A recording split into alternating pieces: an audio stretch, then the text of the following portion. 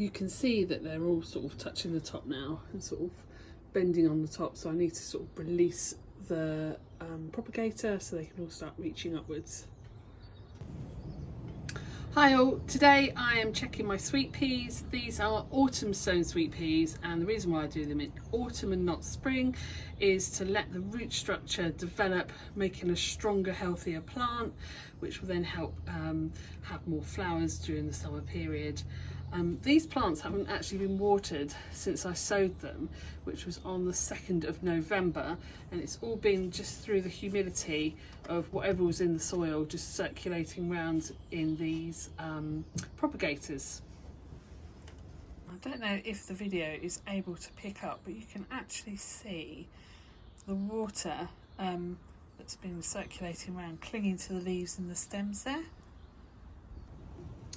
So for years and years I've been sowing sweet peas, and about this time of year I usually have these massive triffid plants that are starting to go a bit yellowy because they're struggling for nutrients. So I had a bit of a think about this, and I normally start them in October, and this year I decided to do a little test and try something different, and I started them in the 2nd week of November. And I'm actually looking at these plants, I'm a lot happier with these plants because they look a lot stronger and healthier. They might still be small, but they will soon catch up when the sun shines on them. But they're not yellow, and I'm just going to give you a little look. There you go, you can see that they're all looking pretty damn decent actually. And I wish I could have some to show you side by side of previous years, but they, trust me, are monster big and are starting to yellow a bit. So this, I think, might be my new process going forward. But you only do things like this if you sort of do little tests and you sort of learn to understand where you're sort of going with your plants. So let's have a little check of the roots, because it's all about the root structure, which is why you do them in autumn. Hopefully there's going to be some good roots there. So you can see they're coming through the bottom there, and they're sort of working their way through the whole plant.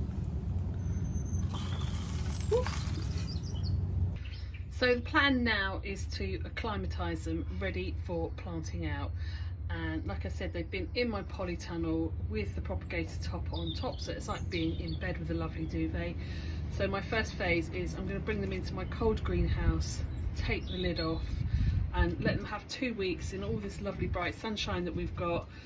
Let them grow on a little bit more, but in a cold greenhouse. And then after that, I'm going to have 2 weeks of them sitting outside with a frost cloth on top of them, just to hard them off even more. And then at the end of the month, they're going to go out into the ground, still with a frost cloth on top. And that'll be it, just waiting for them to come and start producing their flowers in the summer. So I'll just leave them alone after that.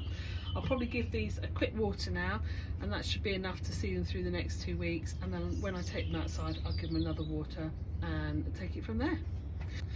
So another thing to remember about sweet peas is with autumn sown ones, you don't need to pinch them because they've been developing this good root structure. If you've done spring sweet peas, then you would need to pinch them, but that'd be much later on in the season, just to sort of encourage that branching habit that the flowers have. But these are good strong plants because of the root structure, which is another reason why I would do them in autumn.